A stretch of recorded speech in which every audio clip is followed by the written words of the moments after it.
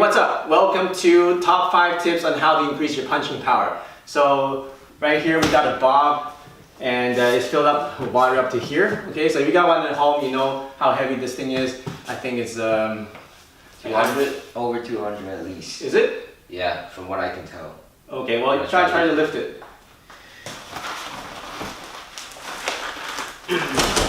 No.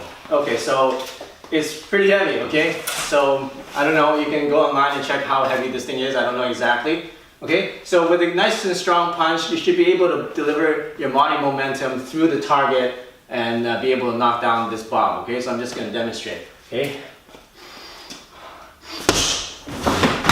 Okay, so notice that I have very minimal body movement, it's very non-telegraphic, and I was able to knock down the bob. That's about 180, 200 pounds or so, okay, over time. So notice that I'm not doing a big wind up. I'm not like starting from here and then moving in like that. Very little body movement, okay? So, okay? So we're gonna show you exactly how to do that. Get really strong attacks and powerful punches. I'm only 135 pounds, so I'm considered a pretty light guy, but people tell me that I hit pretty heavy for my weight, and I'm gonna show you how to do that, okay? Here we go. Alright, tip number 5 is having a good stance. Okay, this is very fundamental, but you know what? If you don't have a good stance, you won't be able to deliver power from your legs up to your fists. Alright, so let me show you the good stance again. What you want to do is to put your feet together, open up 90 degrees on your heel, open up again on your toe, open up your heel, so that's 3 times, and then now 45 degrees. Okay, and now kind of bounce back and forth, make sure it's nice and comfortable. You should be able to do a nice squat up and down without any stress on your back whatsoever. Alright, bend your knees slightly, and then shake your hips a little bit, back and forth, and it should be nice and comfortable. Alright, so that's your good stance. Make sure that is nice and solid. Make sure that you're not leaning forward and you're not leaning back, and it's a 50-50. Right? Your front foot should turn slightly inwards. So if this is straight, it's going to turn slightly inwards like that. Your back foot should be on a 45 degree, like this. Okay? And it shouldn't be straight. It should be on a 45, and it shouldn't be on a 90. Okay? This is a 90, this is straight, you want to be somewhere in the middle. Okay, so you combine those two. Okay, drop your hips, drop your knees, round out your back. Okay, see my back is nice and round, so you see a C shape here from the spine. Okay, that delivers, that connects your upper body with your legs. It's having this C round back. And then wrap it around. Imagine putting on a backpack and tuck it in like this. And then suck in your gut. Alright, so that's number 5, how to have a good stance. Here's tip number 4 on how to improve the power in your punch. Tip number 4 is to improve your connection to the ground. Why is the ground so important? It's because that's where we want to draw up the energy.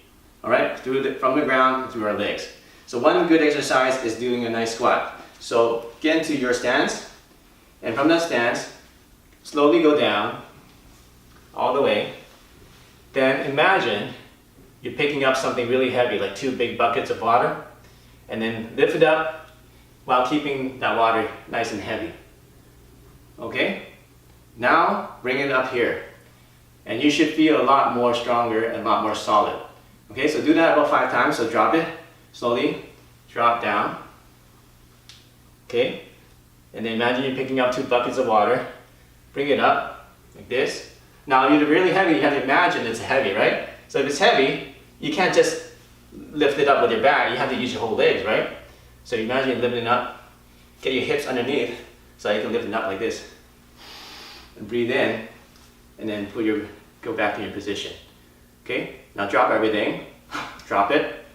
Okay, go down slowly, pick it up, heavy water, heavy buckets of water. Now if it's heavy buckets of water, you won't be able to pick it up like this, right? That'll hurt your back. You won't be able to hit it like this because that'll hurt your back too. So you need to have a nice round back, and you need to be nice and straight in order to be able to pick up those heavy buckets of water. Okay, now that you have the position, bring your hands up while keeping the weight of the imaginary water. And now you can feel a lot stronger, okay? So you can even test it out. Do a few punches without doing that, and do 5 of those, and now do a punch. You feel you can move things a lot further than if you didn't do it. Okay? That's a mental exercise, but guess what? It works. Here's tip number 3, how to improve your punching power. We're going to talk about body momentum.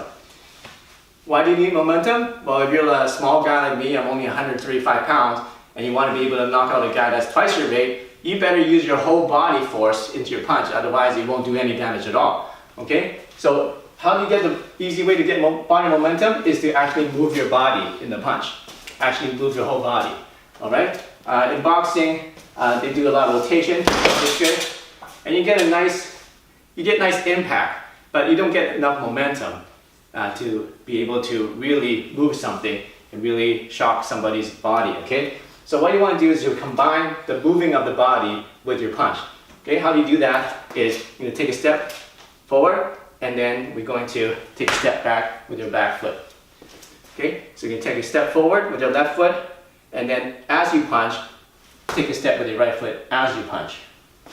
Okay, so from the side is 1 step, like that. It doesn't, make sure it's not a big step like this, otherwise you're going to extend your legs out too far. So it's just a really small step, tiny little half step, then this one is a tiny little half step. So 1, 2, that's it. 1, 2. Okay, and on the 2, we're gonna punch. 1, 2. Okay, 1, 2.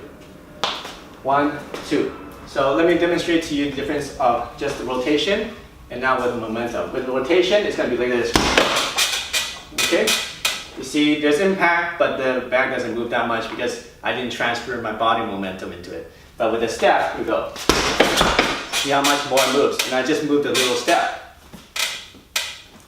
Alright, eventually when you get into higher levels, you can make that step even smaller and still be able to transfer your body weight momentum into your target. So that's tip number 3.